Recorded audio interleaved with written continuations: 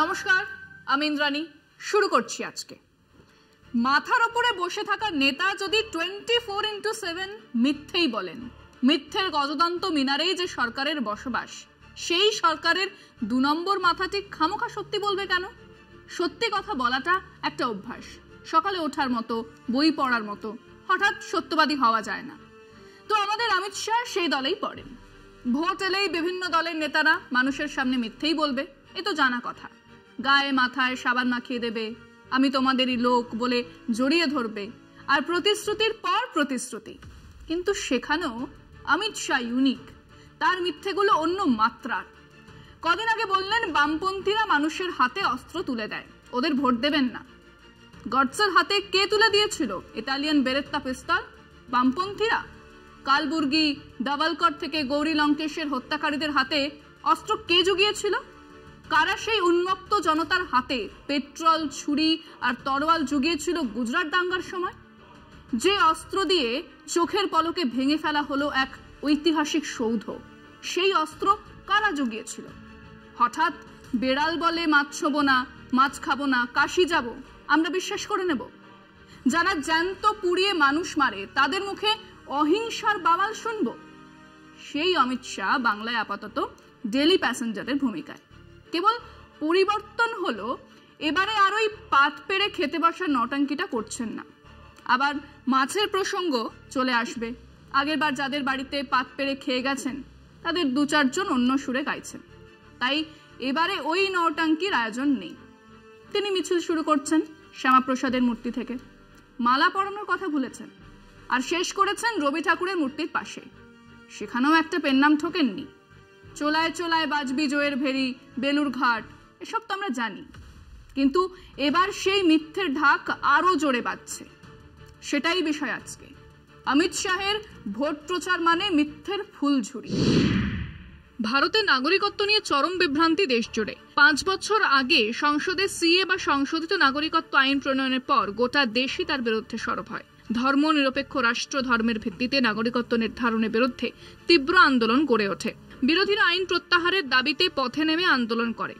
লোকসভা ভোটের মুখে সেই বিতর্কিত সিএ কার্যকর করা বিজ্ঞপ্তি জারি করতে শুরু হয়েছে বিভ্রান্তি। বাংলায় মতুয়া সম্প্রদায়ের উদ্বাস্তু তকমা মুছতে সিএ মারফত আবেদন করতে হবে নাগরিকত্ব পেতে। ভোটের প্রচারে রাজ্যে এসে কেন্দ্রীয় স্বরাষ্ট্রমন্ত্রী অমিত শাহ মতুয়াদের নাগরিকত্বের জন্য আবেদন করার আবেদন জানিয়েছেন।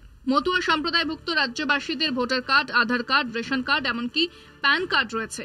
তারপরেও তাদের নাগরিকত্ব প্রমাণ করার প্রয়োজন কি, প্রশ্ন তুলেছে বিরোধীরা।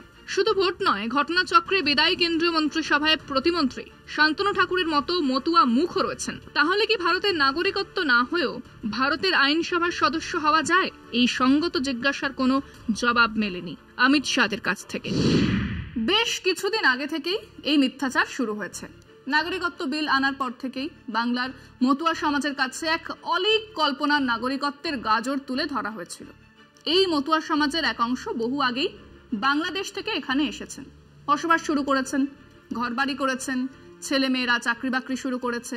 তারাও আজ তৃতীয় কি চতুর্থ প্রজন্মের মুখ দেখেছে। তারা ভোটার, ভোট দিয়েছেন।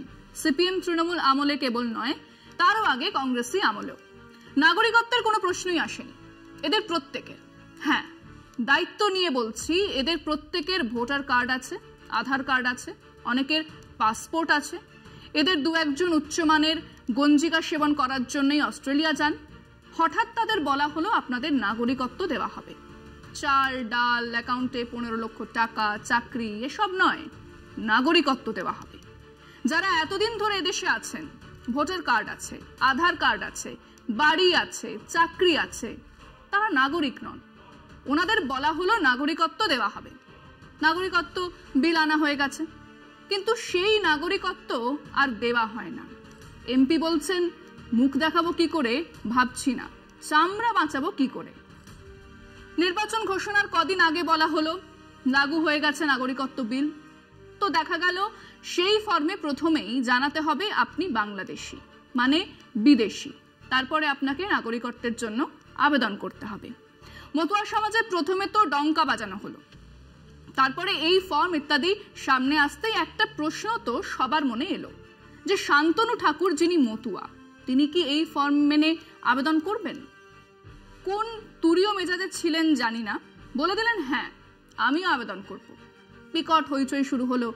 তার মানে এতদিন 5-5টা বছর একজন বিদেশি আমাদের সাংসদ ছিলেন, কি কাণ্ড। তারপর থেকে তিনি চুপ। সিএ এখন ওনাদের তাড়া করে বেড়াচ্ছে। একটা প্রশ্নের জবাব নেই, তার উপরে আগের কিছু সিসিটিভি ফুটেজ বেরিয়ে এসে পুরনো চুরি ছ্যাঁচড়ামির ঘটনায় ভারী বিব্রত বিজেপি নেতৃত্ব। এদিকে অন্তত 2খানা আসন জলে ভেসে যাবে, ওদিকে 400 পারের ক্ল্যারিয়ন কল দেওয়া হয়ে গেছে।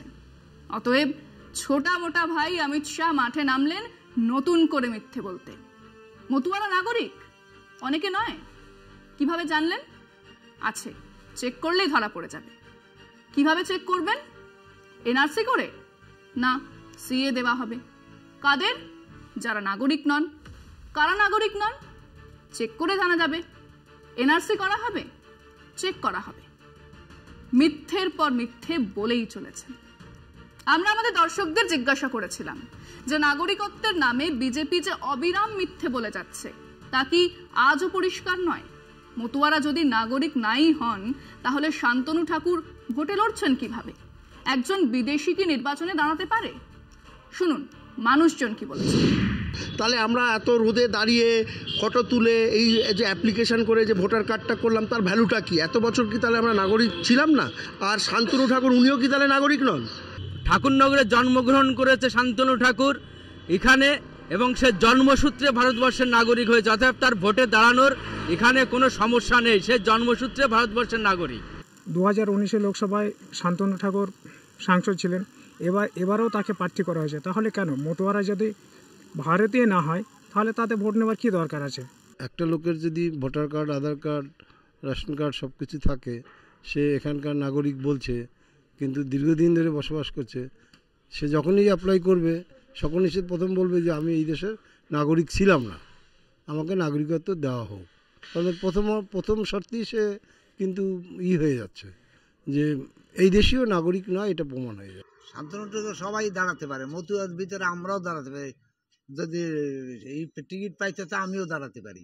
অ্যাকচুয়ালি মতুয়াদেরকে সম্পূর্ণভাবে ভুল বোঝানো হচ্ছে যে নাগরিকত্বর নামে তাদেরকে যে তাদের ভাবাবেগের সঙ্গে খেলা করা হচ্ছে। এটা শান্তনু ঠাকুর নিজে কিন্তু ব্যক্তিগতভাবে করছে। শান্তনু ঠাকুর, অসীম সরকার, বিশ্বজিৎ দাস এরা বিজেপির বিধায়ক বা একজন এমপি, এরা কি করে ভোটে লড়ছে? এখন 3 জনাই প্রার্থী। মুকুটমণি অধিকারী সে মতুয়াদের বিরাট বড় নেতা ছিল। শান্তনু ঠাকুর দেশের মন্ত্রী, সে কি করে মন্ত্রিত্ব থাকে বা ভোটে লড়ছে? কারণ একটা মানুষ নাগরিক আছে, সে যদি কখনো ডিক্লারেশন দেয় যে আমি ভারতবর্ষের নাগরিক ছিলাম না, আমি নতুন করে আবার নাগরিক হতে চাই, তাহলে তার যে ব্যাংকের বই বা আধার কার্ড, প্যান কার্ড যা কিছু আছে সবটাই ক্যান্সেল হয়ে যাবে। সেই লোকগুলোকে স্বেচ্ছায় তাদের আবার বিদেশে পাঠিয়ে দেওয়ার একটা মানসিকতা, অথবা ডিটেনশন ক্যাম্পে চাপিয়ে রাখা, এটা হচ্ছে টোটালটাই একটা গিমিক। আমরা আমাদের ভোটার অধিকার আছে, আমার আধার কার্ড আছে, ভোটার কার্ড আছে, আমরাই নাগরিক। আবার নতুন করে কি নাগরিক দেবে? নাগরিক যদি দিতে হয় তাহলে প্রধানমন্ত্রী, স্বরাষ্ট্রমন্ত্রী, যারা দেশের এবং এমএলএ থেকে এমপি থেকে সবাই আছে তাদেরকে আগে পদত্যাগ করতে হবে, নতুন করে নাগরিকত্ব নিয়ে আসতে হবে। যদি মনে হয় ওরা করছে তাহলে নতুন করে ভোটে দাঁড়াতে হবে, তারপরে নাগরিকত্ব তৈরি করার সিদ্ধান্ত নিতে হবে।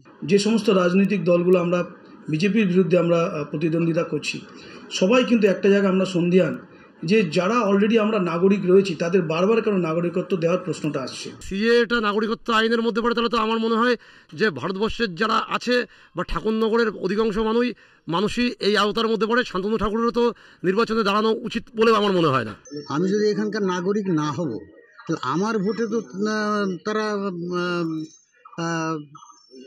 সংসদ হচ্ছে, এমএলএ হচ্ছে, তারা যদি নাগরিক হয় তাহলে আমরা বেনাগরিক কী করে হলাম?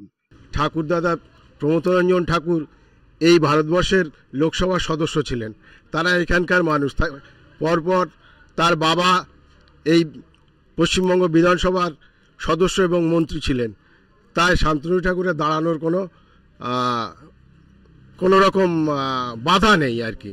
সিএ করেই যদি নাগরিকত্বের প্রধান হয় তাহলে বিভিন্ন কেন্দ্রীয় মন্ত্রী তারাও ভারতবর্ষের নাগরিক। তাহলে এতদিন তারা কোন পরিপ্রেক্ষিতে তারা ভোটে লড়ছে? শান্তনু ঠাকুর তিনি কেন্দ্রীয় মন্ত্রী, তিনি তাহলে কি এতদিন নাগরিক ছিলেন না? তাহলে আজকে তিনি ভোটে দাঁড়িয়েছেন। এদিকে মাত্র গতকালই খবর এলো অসমের ওদালগুড়িতে বর্ডার পুলিশের সুপার ট্রাইব্যুনাল 37 জনকে বিদেশি ঘোষণা করেছে। 2011 থেকে 2015 সাল পর্যন্ত এই মামলাগুলো জমা হয়েছে। তৃতীয় ট্রাইব্যুনালের ধর্মেশ্বর সাইকিয়া আর রিনা হাজারিকা 37 জনকে 1971 পরবর্তী বিদেশি বলে ঘোষণা করেছেন, যার মধ্যে 23 জন বাঙালি হিন্দু। সত্যিটা বেরিয়ে আসছে, চরম বাঙালি বিদ্বেষী এই মোদি শাহের সরকার সিএ এর নামে কোন অরাজকতা নামিয়ে আনতে চায় তাও পরিষ্কার হয়ে যাচ্ছে। বাংলার মতুয়া সমাজের এই খবর জানা উচিত। মিথ্যেবাদী কারা, কারা ষড়যন্ত্রে লিপ্ত তা জানা উচিত। তাদের কাছে এই খবর পৌঁছে দেওয়া উচিত। আজকে এ পর্যন্তই। দেখতে থাকুন কলকাতা টিভি, রাত দিন 7 দিন।